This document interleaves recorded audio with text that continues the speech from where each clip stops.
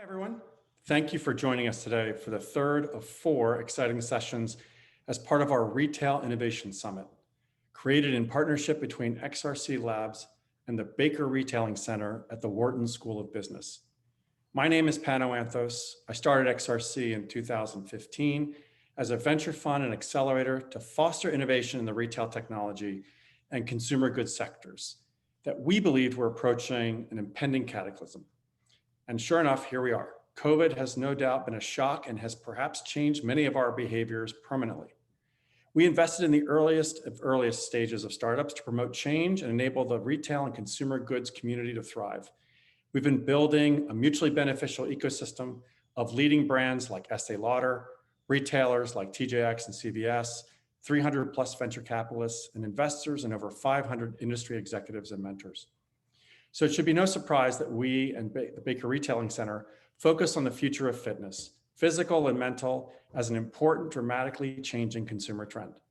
So whether you're a student, an entrepreneur, or a corporate executive, we would welcome you into our unique ecosystem and network that is much bigger than XRC. You can reach me at pano@xrclabs.com or Mina Fader, the managing director of the Baker Retailing Center, at faderm@wharton.upenn.edu to learn more. Now I'd like to introduce Dr. Thomas Robertson, academic director at the Baker Retailing Center, and the Joshua J. Harris Professor of Marketing at Wharton, to say a few words and introduce today's esteemed panel. Tom? Thank you, panel. Welcome, everyone. We've really been looking forward to this session at Baker Retailing Center, all focused on fitness and fitness tech. And we have 3 fantastic panelists who know all about this particular phenomenon. I'm going to introduce them ever so briefly, and then I'm going to introduce our moderator. So first of all, we have Vikas Mehta, and he is with Nike. He's CFO of Nike Direct. We have Chris Holmes with Whoop, who's the VP of Performance Science, which sounds really good. And we have Chris Stadler from Tonal, who's the CMO. So lots of expertise, we think, in this particular panel. Our moderator is a colleague of mine, Americus Reed. He is the Whitney M. Young Jr. Professor of Marketing. And he focuses much of his research on really self-concept and identity, and looking at the role of identity in terms of brand purchase, which I think has become even more of a hot topic recently. I know this is really true among my undergrads and my MBAs. Younger people seem to be much more tuned into their particular persona, their values, and the values of the brand. Americus is not only a fantastic researcher, but he's also a star teacher. And so, Americus, it's over to you, and let the show begin, as they said. Thanks a lot, Tom. I really appreciate it. I am super excited. Good afternoon, everyone. I have to wake you up a little bit because this is an extremely exciting event for me, because I fancy myself to be a quote, in air quotes, a fitness enthusiast. So I'm excited to actually sit up here and learn a lot about the fitness and tech interface. And we have a fantastic panel. So I want to jump right in and ask the very first question. And so I think the perspectives are really important here, because we have kind of the guru of digital experiences. We've got the guru of kind of data and performance, and we've got the guru of like creating an incredible product that marries all of these wonderful things to create insights and better wellness. And so I want to hear from all of these different individual experts on a lot of key issues. We're going to talk for about 30 minutes, and then we're going to transition into questions from our audience. But I want to start with this very basic question. And that question is this. And so looking back in the last, let's say, 2 years or so, and incorporating kind of a little bit of the time period before this pandemic hit us, and looking at that time period in the pandemic, I want to get your thoughts on what are some of the major kinds of of things that you saw or trends or elements out there that were really important that you paid attention to, and how that shifted what it is that you were specifically doing in your space. And let's start with Vikas with that question. We'll go from Vikas to Kristen and then to Chris. Thanks, Americus, and glad to be here. Look, I think that's a fantastic question. And what I'd say is that one of the biggest insights for us is that the consumer expectations and behaviors have fundamentally shifted. So the consumer of February 2020 is not the consumer we are seeing today. And the biggest shift is in terms of digital. And what we have seen is that the digital adoption that happened over the last year is more or less equal to what we have seen in the past 10 years. As you know, our mission is to make sport a daily habit, and that includes providing health, wellness, and fitness. And so what we did back in April, March last year is we opened the gate the payment gate to our activity apps. We have Nike Running Club and Nike Training Club, and we removed subscription and made it free for everyone. And we saw a pretty drastic shift where in April, we saw the number of workouts increase massively, tripled, and that we saw 5 million workouts a week. That was a big shift compared to where we were earlier. And similarly, we saw in other places also, for example, we had monthly downloads of our Nike Running Club audio guided tours increase 1 million downloads a month for 4 consecutive months. And what we were seeing additionally was that women were completing more runs than men. So for us, a lot of these data and insights start driving a lot of the thought process around product innovation, design, and even operations behind the scene. This influences us to start understanding the consumer better. So Americus, I'd say that, we are seeing a massive shift there. And for us, with our purpose of creating hope and inspiration, as well as bringing sport as a daily habit, we watch very carefully this data and try to make sure that we can bring the best out for our consumer through those data and insights. Interesting. And I think that, trying to create a habit has a lot to do with understanding how that habit forms and how that habit can be facilitated. And oftentimes we're unaware of how to create those habits because we don't have access to that information that allows us to create an understanding of our own peak performances, which are now more important in these pandemic times. Kristen, talk a little bit about what you've seen from the side of trying to provide us with this incredible information that helps us become better at managing our performance and understanding how to be a better version of ourselves using your platform.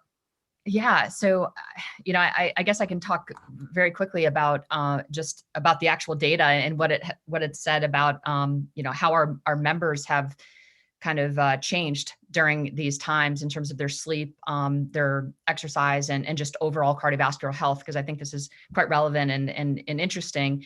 We looked at 50,000 members, and we actually published this paper, but looking, basically at the changes in health promoting behaviors over COVID-19.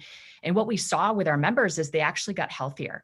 And this is obviously very different than the experiences of, I think, non-WHOOP members. Looking at the data and the research, folks got a lot less healthy, right? And I think that speaks, to a couple things. Number one, I think the folks on our platform, because they have their baseline data, as your life changes, and in this case, life changed colossally, right, with the introduction of quarantine and just the threat of this pandemic and all of the things that are associated with that. Folks have their baseline and they're able to see changes in their baseline. And as a result, it allows them to course correct before they fall too far off the wagon, so to speak. So we saw actually improvements in cardiovascular health as measured via heart rate variability and resting heart rate. So heart rate variability increases, resting heart rate decreases, and this relationship is a sign of cardiovascular health. So we saw improvements there. We saw more exercise, so more frequent exercise, and we saw more consistent sleep-wake timing. And this one, I just want to point out real quickly that it actually, and like when we look at all of the data pre-pandemic in all of the data post-pandemic, the one behavior that predicted resilience was the degree to which individuals went to bed and woke up at consistent times. And this was a behavior that changed for the better because obviously people, not having the office, not having to commute, they were able to wake up and go to bed at the same time. The other piece that really transformed our business is the fact that we have a marker that we track called respiratory rate. And this ended up being the canary in the coal mine in terms of the most stable metric. It's a very stable metric. And when there is deviation off your baseline, that means that there's something in your lower respiratory tract happening that's obviously wrong. And COVID is a lower respiratory tract infection. So we were able to basically publish a paper analyzing changes in respiratory rate to basically predict COVID-19 infection. And we are right 80% of the time, 3 days prior to symptom onset. And this led to a bunch of partnerships, with LPGA, with PGA, CrossFit, based on the idea that they can use this to kind of keep folks safe. So those are a couple things that we were able to find through the pandemic. And definitely, I think just the fact that, folks are thinking more about their health, knowing that resilience is a path to, being, kind of more resistant to, disease and this, the infection. I think people are way more conscious, and WHOOP has had a really cool role in all that. That's amazing, Kristen. I love the idea I love the way data and innovation meet in the middle and create opportunities to do things that are amazing, whether they be on the data side in terms of connecting consumers to creating better habits or having to understand the types of things that they need to do and focus on and data they need to see to be able to be most effective in their performances. Or if it has something to do with actually being able to use particular approaches and cutting edge new innovations in fitness, such as Tonal, Chris Stadler. So jump in on this conversation. First of all, congratulations on the announcement today, but certainly talk a little bit about what's going on in your world in creating a product to help sort of bridge that gap between wellness, performance, and data, and all of these things that consumers apparently are very much more interested in because of this pandemic. It's a perfect segue to Tonal. So Tonal is the smartest home gym. The real big technology unlock has been using digital weights. And so instead of using traditional dumbbells, which are inherently not very smart, we created digital weight, and that allowed us to compact a bunch of big, bulky gym equipment into something the size of a flat screen TV that fits seamlessly into your home, into your living room or your bedroom, where it's not forgotten and relegated to the basement or garage and forgotten. And our business, we launched 2 years ago, in March of 2019. And we had a great holiday in 2019, getting ready for a little bit of a seasonal slump after that. In March, COVID struck and the world changed for all of us forever. And we saw our business up 800% last year, which was outstanding. Really, and the evolution of the marketing message was really first about working out from home. That was a novel concept at the time for some. And then as that became more mainstream, we evolved the message to really be about intelligent fitness, right? So almost like a personal trainer, Tonal knows you better than anyone can. We're the largest strength training database in the world. And so we know that to get the perfect bench press, you're also going to need to do some tricep exercises. And we've proven that with our database, which is very, very exciting to us and has allowed us to drive habit formation and retention and all the good things in a subscription business. I love this idea that you're talking about, Chris, because I'm always trying to get an edge as a weekend warrior. Even as a weekend warrior, I'm trying to get an edge, and whether it be data that I can understand my own performance deficiencies, or whether it be connecting into a community or understanding how to use newer cutting edge approaches to fitness. This is fantastic. Mm-hmm. But I want to get, as Tom was mentioning, I'm super interested in the notion of community. And I want you all to talk a little bit about what that looks like in your world, because it seems to me, there's an intuitive hypothesis that it seems to me a big part of being able to persist in a wellness activity, or being able to connect with a brand such as an amazing brand like Nike, and being able to do those things has to do with tapping into some of that collective energy. And I think that's something that's very, very powerful. So I'd like to get each of you all's perspective on your unique communities and tribes. Maybe we'll call it tribes. The tribes that have emerged from your unique, wonderful work that you're doing, and talk about how thinking about it more as a community sort of effort has perhaps changed the lens of how you're thinking about next steps forward. We'll start with you, Kristen, and then we'll go to Vikas and then back to Chris. Yeah, we have a really cool feature inside the app. It's literally called Community. And based on your behaviors, so we have the opportunity to kind of track various behaviors. So I use CBD before I go to bed. This is something I care about. I do contrast baths. So I'm really into cold thermogenesis. So I do all these behaviors, and then Whoop recommends teams or communities that I can be a part of. So it will say, CBD user team. So I can join these different communities with folks who have similar interests. And we can kind of see each other's data, and we'll be building kind of an in-app chat feature where I can talk to other folks in my community, and I can be a part of unlimited communities. So I can be a part of a running community. I can be a part of a CrossFit community. I can be a part of, the compression boot community, whatever it is that I'm kind of interested, I can join these communities and be more connected to folks who have similar interests to me.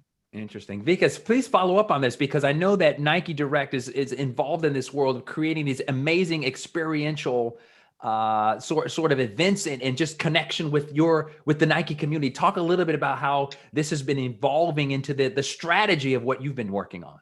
Yeah, no, I think that's a great question. And for us, look, community is the core of how we want to bring our experiences to the consumer.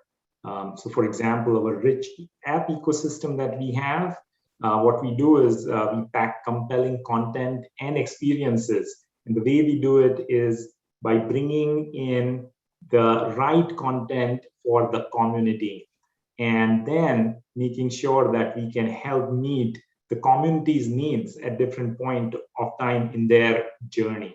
So let me give you an example. In our app ecosystem, we have two kinds of different apps. One is the commerce apps, and this is Nike app as well as sneakers. And in the activity apps, we have Nike Running Club and Nike Training Club. Now, as you can think about it, these are 4 different communities and 4 different types of needs that our customers have. If you are exploring and you want to discover, for that community, Nike app is the right one. If you are a sneakerhead and are interested in the latest drop or the exclusive product, sneakers is the app. For the running community, it's the Nike Running Club, and for someone who's interested in yoga and training, it's the Nike Training Club. And we have specifically kept these as different apps for different audiences, ultimately serving our broader set of consumers. And what this is doing for us is that we are seeing our growth driven through this, because we know that the more engaged our community is and the more engaged our consumers are, they will end up buying more. So for example, our sneakers monthly active users grew 4 times year over year in the most recent quarter. And we also know that if you are connected across multiple different platforms, and you become more of a high value customer for us. So overall, I'd say you're spot on. This is a core part of our strategy, where we want to create unbreakable relationship with the consumer, and we do it through the concept of community. I want you to build on this, Chris, because I love fitness, and I kind of consider myself to be a boundary spanner. So I would hang out with the CrossFitters. Yep. And I'd hang out with the bodybuilders, and I hang out with all these different communities. But sometimes there was like not animosity, but it's kind of like in group, out group, where it's like sometimes you see the CrossFitters don't want to talk to the bodybuilders because bodybuilders think that they're doing the pull-ups wrong and all this kind of stuff. And I'm wondering to what extent, like creating the tonal community, how do you see the role of the product being perhaps in that kind of way to sort of get a kumbaya moment from the communities of these different various sort of disparate fitness interest groups? I mean, how does Tonal play a part in that role with respect to building that community and using some of the technology to be able to potentially do that? It does. The gym experience, which is a bit dated at this point, is inherently a social activity, right? And in some cases that's good. In some cases, it has room for opportunity. And so what we found is that there are several niche groups in our digital community that appeal to new moms or LGBT communities. But really, we found our main groups are very, very supportive and incredibly engaged. One example I would love to share is strength training as a activity is traditionally very heavily weighted towards men. So it's a 70-30 men to women split. Tonal is about 50-50. And so we found that women increasingly have found Tonal a great solution for their busy lives, an alternative to the gym where they don't need to go and get watched. And they've really embraced the product and more importantly, each other. And they go on and share tips and tricks. And we found that's helped even out our split. And so we found that closing the gender gap in strength training is one of our core missions and something that we're very passionate about. Interesting. I love that idea because one of the things we talk about is, the notion of how segmentation changes as a function of consumer trends, life disruptions, all of these kinds of things. So that's a fantastic analysis. I want to quickly turn to the idea of privacy, because we were kind of discussing this a little bit before the show started, and get you all's thoughts on this, because, data means information. Data hopefully helps us become better marketers, better consumers even.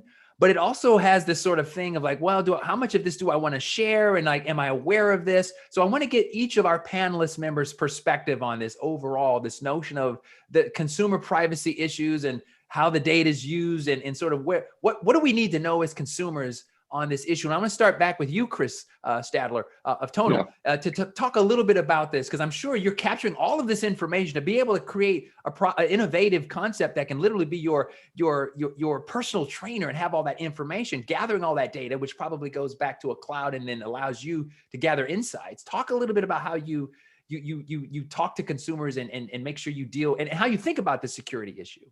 Sure. Well, first of all, we have the largest strength training database in history, which really opens up a lot of research opportunities when you think about academic journals and institutions, basing conclusions on sample sizes of 17 or 23 students. We have tens of thousands of members that we can base that data on. And so when we give, form feedback, for instance, to make sure you're doing a bicep curl correctly, we have 17 points of distribution throughout the product that are all collecting data. The AI kicks in and gives you a message about, please keep your back straight, make sure you're using a slow range of motion. And so that allows for the perfect rep, which is really our goal, so we can help you get results. Of course, that information is highly protected. We would never sell it. It's very confidential and something that we take very seriously. Mm-hmm. And let me just to follow up on that, Chris. So I mean, it's very interesting that you're pointing out this notion of the AI piece. And there's a sort of corollary to that, which is that, okay, if I'm a personal trainer, I'm nervous because, or maybe I'm not, but let me ask that, because that technology is going to be way better at looking at lots of data compared to what I think I can be able to do as a flawed human being. So how do you build that into kind of the brand concept or thinking through the consumer communications and or other partnerships that you might be working on? Great question. So we have 15 coaches on our platform, and we call them superhuman because they're real coaches that we film in a real studio in LA every day.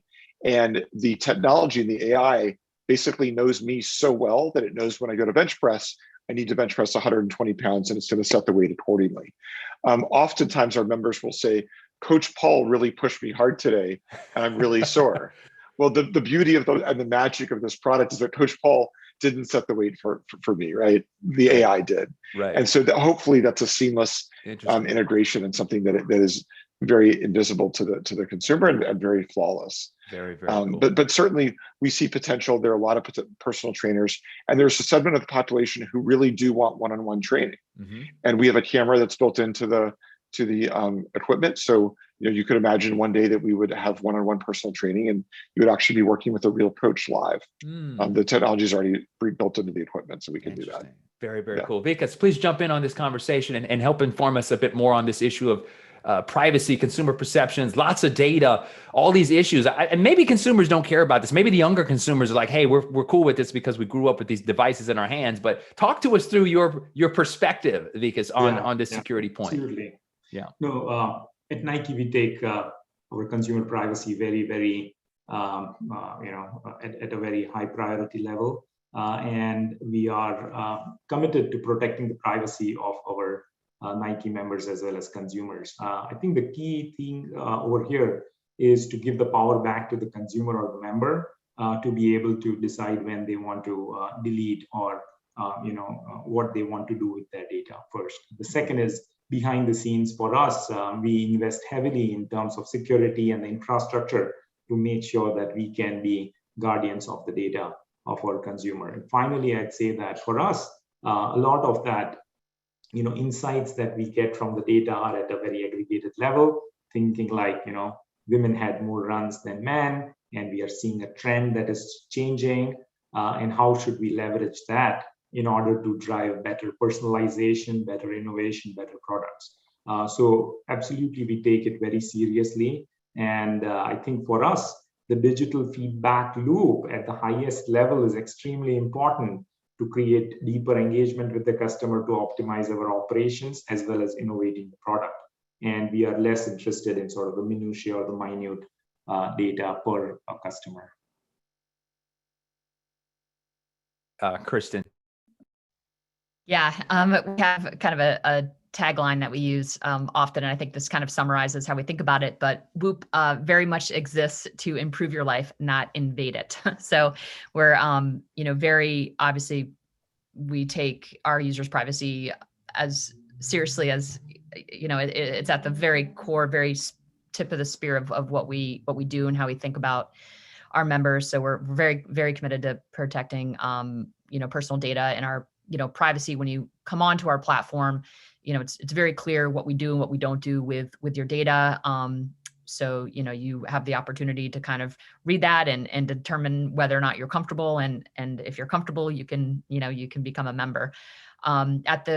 At the team level. So if we have groups coming on kind of from an enterprise level, we've got 27 layers of privacy that folks can opt into. So there's kind of a more robust configuration when you have other people who are using the data to provide education or to manage volume and intensity. If you're part of a team, for example, are using those data to really inform performance oriented outcomes and need access to the data. The power is still in the individual's hands in terms of what they enable and allow and what they don't. That's awesome. Very, very cool stuff. I do want to sort of transition a little bit here because I want to get quickly, so much, I wish I could talk to this panel for like hours and hours. I know we only have about maybe 10 more minutes before we're going to transition into 10 or 15 minutes before we transition into audience questions, which are coming in, by the way. And that I want to get your quick answer to this question. In the last year, is there something that you could point to that was counterintuitive that you found in your processes as you were thinking through and doing the work that you do that you didn't necessarily expect, but that was surprising in terms of either, something that you were working on to try to create traction in the marketplace, or a trend, or something that was really just surprising to you in this interface of technology and fitness? And we'll start with Vikas on that question. Yeah, I'd say that the biggest interesting aspect for us was the overall digital growth, right? So we had set up a goal to get to,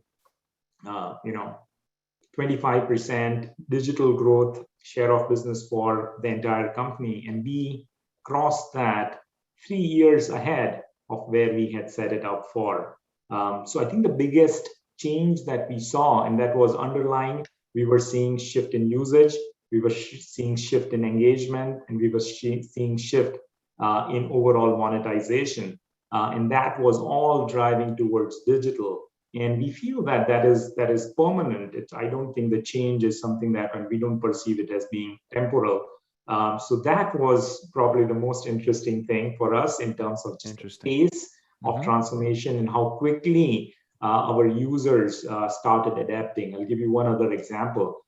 We have a massive set of physical retail stores as well. Yes. And our consumers really adapted to the idea of curbside pickup, or how quickly they could leverage the stores for buying online and picking up in store. So the stores became a very meaningful node for us in terms of driving the logistics as well as fulfillment for the customer. And that all happened unbelievably in a matter of 3 to 6 months. Interesting.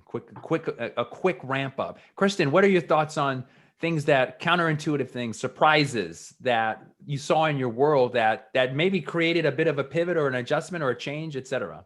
Yeah, I think without a doubt, the number of folks, the proportion of folks coming onto our platform who are focused on wellness as opposed to optimal training are just overtaking our optimal training folks like in crazy ways. So I think, which is incredible. We've always imagined Whoop to, to satisfy the needs of the most elite athlete, but also these insights are important for every human, right? Who's interested in optimizing their own individual potential as an individual. So, the fact that we have these new folks coming onto the platform who aren't as in tune potentially with the value proposition, just know, hey, I want to get generally healthier. We really have to dial in, I think, on our coaching and our education, the content that is happening inside the apps to really help people almost define a goal. Mm-hmm. Right. Because when you come on in, I'm training for a triathlon, everything's very clear. Uh-oh. We may have lost Kristen. Let's throw it over to you, Chris, until we can get Kristen back. Oh, sorry. There she is. Yeah. Wow. It was so groundbreaking. Strange. We all just went paused because we were like, hold on. We were hanging on your every word, Kristen. It was like, so please continue. Darn it. Where did I fall off? So you were talking about redefining the goals, the fact that this, which is a larger group, right? It's a larger group of people who are just interested in general wellness. Is that true? Compared to us, it was, training optimally was the largest portion of the folks coming onto the platform. And then, you asked what was the biggest surprise or shift has been just a massive influx of folks who are really just focused on general wellness. Mm-hmm. So, changing our messaging, changing our imagery to really, or actually making it more bespoke. So if you're coming on for general fitness versus optimal training versus a focus on wellness, well, if I'm focused on wellness, the imagery is going to be a little bit different. The language and how Whoop is talking to our members is slightly different, right? So it's really, I mean, we've, in terms of just hiring product designers and, it's like, we've gone from like 4 people to like, 40 to really satisfy like this influx of folks. And is this influx, Kristen, a bit related to the pandemic in the sense of people kind of looking inward, navel gazing and saying to themselves, now is my opportunity to do this self-care stuff and to really like think a bit more about it? Is that part of this trend? I would say yes. I think folks are now, it's like they've been forced to examine their health more critically, right? Because I think it's, fortunately, there's been a lot of press around, the importance of sleep, the importance of the right type, quality and content of, exercise. There's been an emphasis on, this concept of recovery, right? And of self-care, and what do we need to be doing during the day to ensure that we can show up and be available tomorrow, right? And how does that all look? What does that all look like? And I think what Whoop has been able to do and why we've seen such success and are attracting these members is I think we help our members grasp onto the behaviors, the core behaviors, right, that are foundational to health and wellness, and obviously, the accuracy and all of the things that kind of go into it.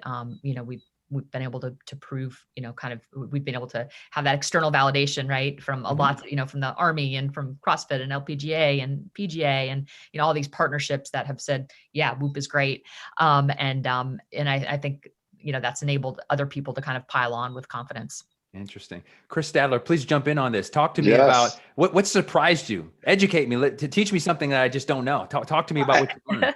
I think this concept of digital weights that I mentioned before, that we knew was breakthrough and revolutionary and was going to transform strength training forever. I think we knew it would allow us to command a lead, but the extent to which we are able to lead because of that advantage has been extraordinary. So we have a 90+ market share of connected strength. We have a lot of competitors coming at us, all with old-fashioned dumbbells and barbells, right? And so that's music to my ears, because the ceiling on intelligence with old-fashioned equipment is only so much, right? And so that was a delightful surprise, and certainly a strategic decision that we made a while back, but was even more so than we had expected, I think. Interesting. I love that. It's about 4:05, and let's switch a little bit over to the audience questions and see what we can gather from some of the input from, wow, it's a lot of questions here. Oh, wow, tons of questions. All right, so let's jump into this. Let me just pick one of these. Let's see. So there's some that are specific for the group and some for that. So this is for Nike from Jason. How is Nike, Vikas, how is Nike thinking about changing its business model to be more subscription based as opposed to retail based? Yeah. So I'd say that we are going through a massive transformation strategy right now, and that's sort of a continuation of the one that we had set up earlier, what we call internally as consumer direct acceleration. And as a part of this shift, what we want to do is to proactively create a direct relationship with the customer. And in doing so, we are thinking about three things. The first is digital, and how can we use digital as a medium to create that unbreakable connection, and what everything that I said on our app strategy, aligns with that. The second is omni-channel. How do we bring the mix of physical and digital together to be where the consumer wants any specific thing, we have it available there. And finally, it is about thinking about that shift from wholesale to direct. And for us, that is really big, even more so than other monetization models like subscription or otherwise. And in that, what we are seeing is that if we are able to sell a unit in our direct model, especially in digital, we have a much higher gross margin, which is 10 points higher. And per unit, we get to earn double than what we are able to earn in the wholesale market. And as a CFO, I like that shift a lot, as you can imagine. So for us, a lot of it is more about shifting the connection from wholesale into a direct model, more so than sort of the monetization models like subscription, etc. As I said, we in fact pulled back on the subscription for our activity apps. In fact, what we wanted to do was democratize that. So in the time of pandemic, anyone and everyone could use it rather than put a paywall. So for us, most important is to create that direct connection with the consumer. Excellent. Very, very interesting stuff. This is a question for you, Chris, Chris Stadler. How did Tonal think through its go-to-market strategy, specifically in terms of target customer and insights? It's an expensive product. How did they know who their target customer was? Great question. We did a very sophisticated CPG style segmentation work before we got going, and we identified fit consumers who had already had a strength training routine, but perhaps had plateaued. They knew that strength training was valuable to longevity and quality of life, and were frankly bored and not getting the results that they needed. And so they were the lowest hanging fruit that we went after. And so we designed a product for them. We marketed to them.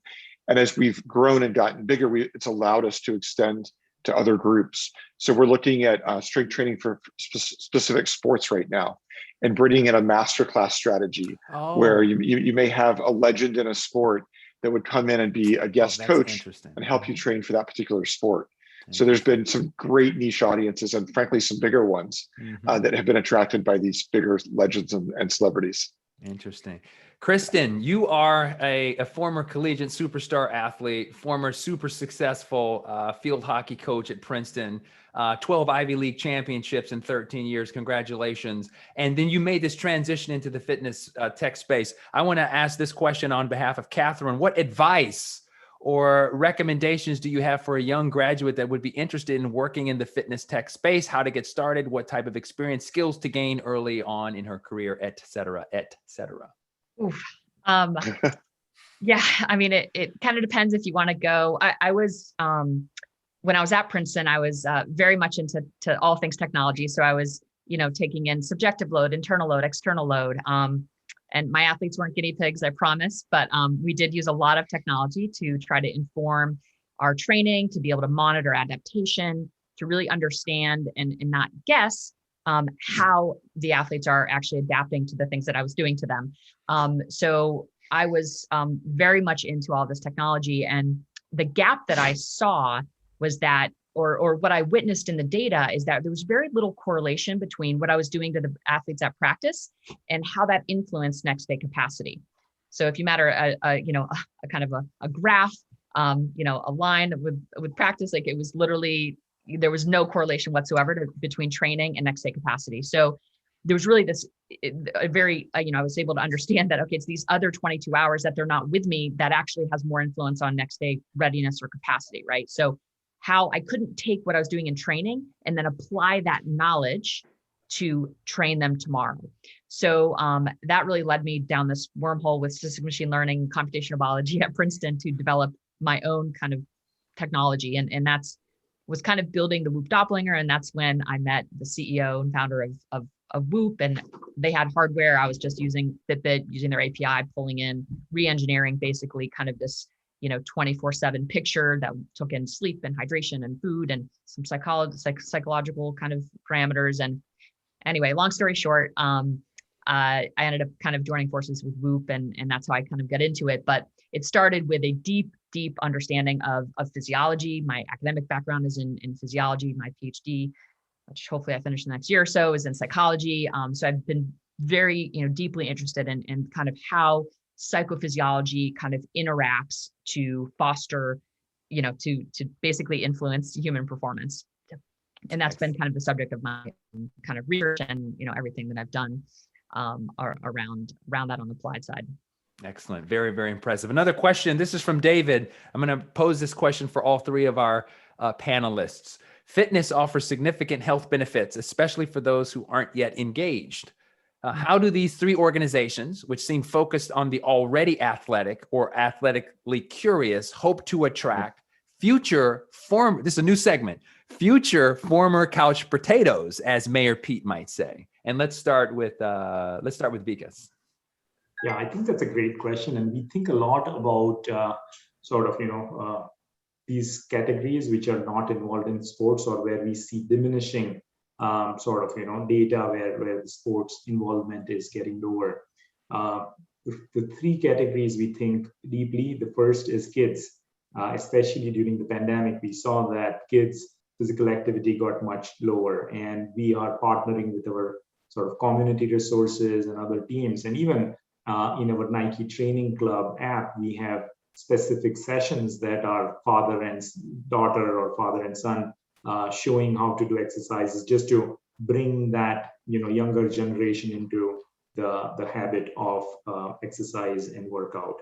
The second is women, and we have seen that in sports, especially as you go to more higher level sports, women tend to sort of fall off from the engagement curve there. And what we want to do proactively is to, through the voice of our athletes, through our brand campaigns and other approaches, just get, higher engagement. And that's the stat I mentioned, which was we feel very proud about, where we saw more women complete runs, during that pandemic time frame versus men on our Nike running club app. And then we seriously think about data insights like that. And finally is the underserved community, and how we can create resources and opportunities where we can see a higher involvement there. So goes a little beyond the couch potato. Of course, our brand campaigns and everything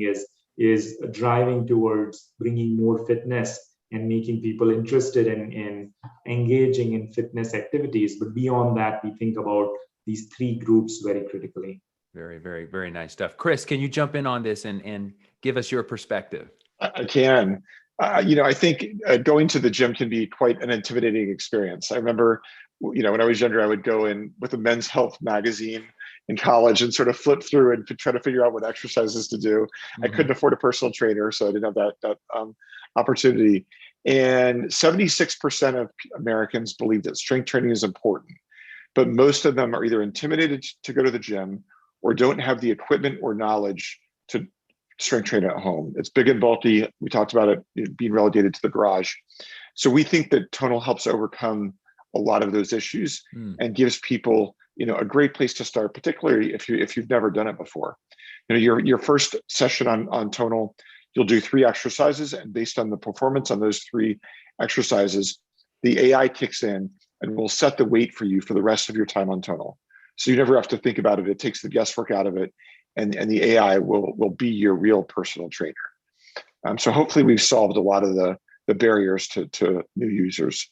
Interesting. Kristen, give us your perspective, because you were talking about this influx in the Whoop community of, the heart. I mean, I was loving this because I was researching the product and I was like, if I could shave like a half a second, I mean, this is the difference between being on the podium or not. So you have this segment of like super hardcore athletes, but then you have this group of people like interested in wellness, but then you have this group of people who's like, even before the interest in wellness, like what's the gateway to bring them in, according to David's question? What's the gateway to bring them into the Whoop family, into the Whoop community?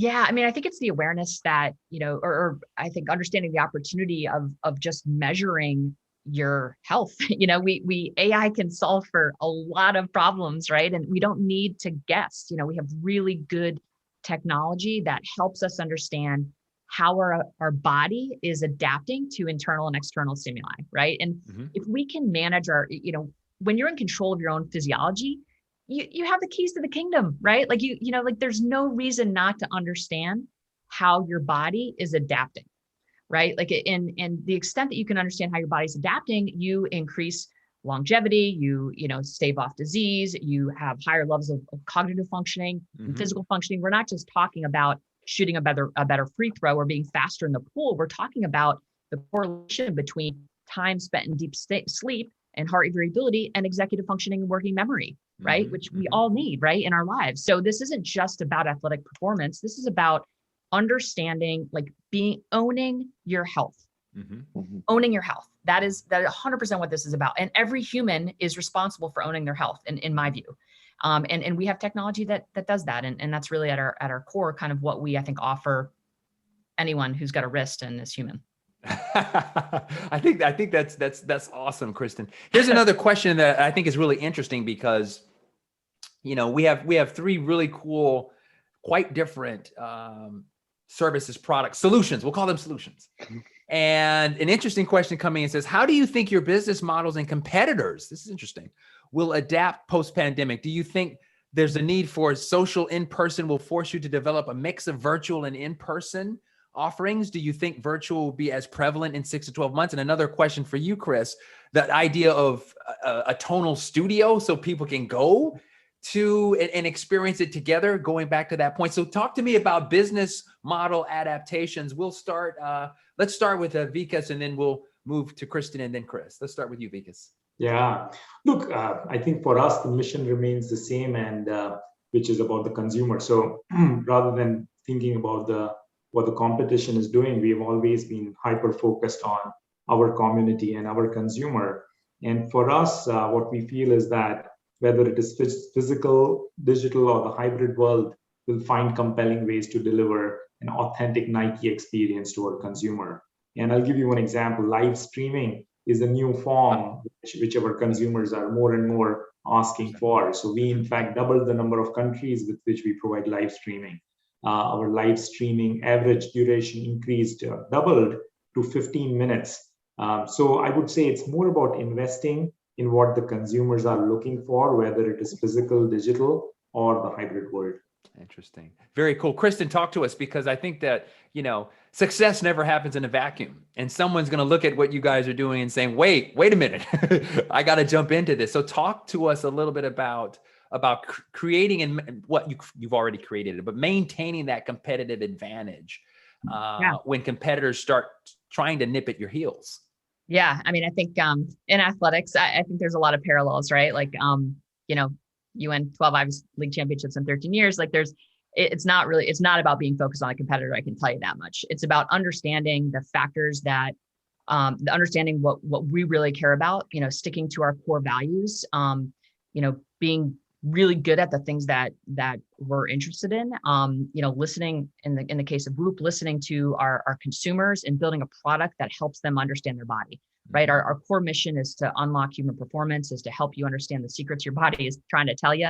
And, if we can do that and do it really, really well, then competition doesn't really matter, and I think that we've always really been just deep inside our own work and really authentic about, who we are and what we're trying to do, and making sure that, our behaviors are aligned with those values as often as possible. Interesting. I want you to speak on this, Chris, because one of the examples I talk about in my class is, talk about the success of Peloton, for example, and then, oh, well, here's Echelon. It's like, whoa, what's this? So everybody, somebody's going to come out and say, here's Monal. Like, what are you going to do, Chris, to make sure like you stay way out ahead of the pack? What are your thoughts on that from a competitive? We have an incredible technology and patent moat around us, so we're not worried about competition coming in. But to address the earlier question, we're making a big move into hospitality. And it's both a discovery moment for people who are on the go, and it's also a way for our members to travel and be able to work out. We actually have 3 models. We have an in-room model for people who want to work out in the privacy and safety of their own hotel room. We've got, traditional model where we go into the hotel gym. And then we've also got what we call Tonal capsules, where they're small, often previous massage rooms that we've converted and branded into Tonal pods, where you can go in, work out by yourself. They're cleaned afterwards, and they're quite COVID friendly. And so we're exploring all these different ways to work out, outside of your home, many of which you could imagine turning into other concepts down the line. Interesting. Question for all the panelists. As fitness becomes more of a staple in our everyday life, hopefully, like eating breakfast and just something that's a routine that hopefully we can all get on with in terms of a habit that we can all create. We are seeing more industries and players that want to participate. This is actually follow up to this point that you all are talking about right now. And with very high customer loyalty and low churn rates for fitness products, it makes sense that more companies come in. What companies do you see moving into this space? What types of partnerships might make sense? You started talking about this a little bit, Chris, with respect to some of the cool stuff Tonal is doing, but other potential partnerships with other elements, and talk a little bit of that. Vikas, what do you have to say about that? Yeah, no, I think look, as you said, the fitness space is going to be more and more attractive over time, because health, wellness, and fitness are things that in the lifestyle that we live are going to be important. So that is pretty clear. We see technology players, taking a look at that in a hard way. We see hardware players considering that. For us, as I reiterated earlier, it always ends up with the consumer. Like, what are the consumers looking at? So in that sense, if we are able to be authentic and true to our consumers, it's always important to look around like any good athlete would do, to say what are others doing and where are they coming from. The competitors are coming from their areas of strength, whether it is technology, hardware, or services. And for us, I think it's the brand and the connection with the customer and the sort of deep, unbreakable moat that we are creating. That is extremely important there. Interesting. Thoughts, Kristen? Yeah, I mean, you mentioned kind of integrations. I think, the more we can facilitate interconnection, I think that, the better. And it's really about, partnerships and connections, whether it's, connecting with Tonal, for example. It's basically, how can we give our member more power to understand their body and make better decisions? So if integrations enable that, it's a huge win for both, right? The partner and Whoop. So, that's kind of how we at a very high level think about partnerships and with other technologies, and integrations with other technologies. And then, at a partnership level, looking at, powering CrossFit and powering, LPGA and PGA and NFLPA, and, these partnerships just, are in the U.S. Army, are great on a lot of levels, because there are, more people wearing Whoop, and that's good for business. But I think just helping people at scale within these each communities, have a common language, I think, to be able to talk about performance and health is also, I think, really powerful. Excellent. Other thoughts to build on this, Chris? Yeah, I totally agree. We embrace strategic partnerships. We're in the top 40 Nordstrom stores nationwide, which is exciting. We have a shop in a shop. We have a very good partnership with Theragun, which is a recovery device, obviously in an adjacent category, and a very strong partnership with Apple. So I think where they make sense, there's no reason why we can't share like-minded customers and build brands together. That's awesome. We're pushing up on time. We got about 7 minutes left. So I have 2 quick questions that I want to kind of close things out with, and for each of the members of the panel here. The first point is, if our audience, it's a pretty large audience here, can only take away one thing from this conversation today, I want you to tell me what that one thing is, that one key takeaway is. That's point number one, or question number one. The second question is, jump in your time machine and tell me what 5 to 10 years looks like in this space of the interface of technology and fitness. And let's start with Chris from Tonal on those two questions. The future of fitness is intelligence and personalization. And as you're making purchase decisions, I would encourage any consumer to look for products that know you better than you know yourself. And as I think about 5 years from now and dream, you would imagine that these products can not only think, anticipate, not only know your needs and know how to push you to strive, but really help you plan and even predict, right, the future performance deficits and help you get stronger faster in the case of a product like Tonal. Excellent. Kristen, your big takeaway you'd like to leave our audience, and jump in the time machine as Chris just did, and tell us what you see in the 5 to 10 year time frame horizon. Well, I think I have to say, sleep. Ladies and gentlemen, we have sleep timing, and here it is. Yes, we have sleep-wake timing. Sleep-wake timing. It's the most important behavior we have as human beings, and it correlates strongly with resilience. So, if you want to basically kind of have every biological mechanism in your body firing on all cylinders, stabilize when you go to bed and when you wake up. So that would just be my quick advice. And I would say from the perspective of the future, I think biodegradable tattoos and smart fabrics and contact lenses, but I think really it's about better, smarter AI. I think what are all the variables that we want to layer on all possible data sets, right? And then bring that all into one ecosystem where there are algorithms that can teach us, the correlations that are present in the data.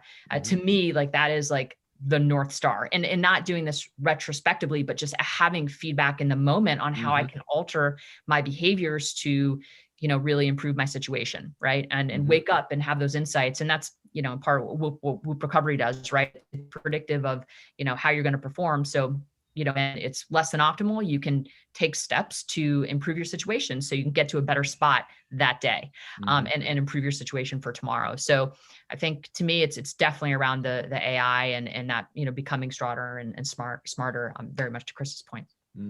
Vikas, the two questions. So number one, give me the big takeaway from Nike Direct, and also tell me about the future. Yeah, listen, I agree 100% with Chris and Kristen, first of all. So this is to build on top of that. Both have made excellent points there. I would say the big takeaway, especially as what we have seen through the last 1 year with pandemic, with the racial inequality, with all the social turbulence that we have had, sports is the one uniting factor that breaks all these walls. And I would say that, the power of sport to bring hope and inspiration to us as mankind is going to be fundamentally important. In terms of the future of fitness and where we are heading, again, echo with everything that Chris and Kristen are saying, more technology, more AI, but at the core of it, I feel it's personalization. What is right for you? What is right for Americus? What is right for Kristen, Chris, Vikas? That is going to be extremely important, and technology and tools will help us understand what is right for us individually. Very, very cool. Well, Vikas, Kristen, Chris, I have to say that this has been an amazing conversation. It's gone too quickly. I already have a bunch of Nikes, and I'm already in the Nike ecosystem. I got to tell you, I may be whooping very soon, and I'm certainly going to be looking at Tonal because I grew up in that old sort of weight room days, and I'm looking for better options. So this is fantastic exposure to some amazing innovation and thought leadership in this space. So I appreciate everyone's time to have this conversation. And listeners, thanks very much. We hope this session was insightful. Thanks again, panelists, for giving us your time, and we appreciate you. And that ends our session for this particular element of the Retail Summit.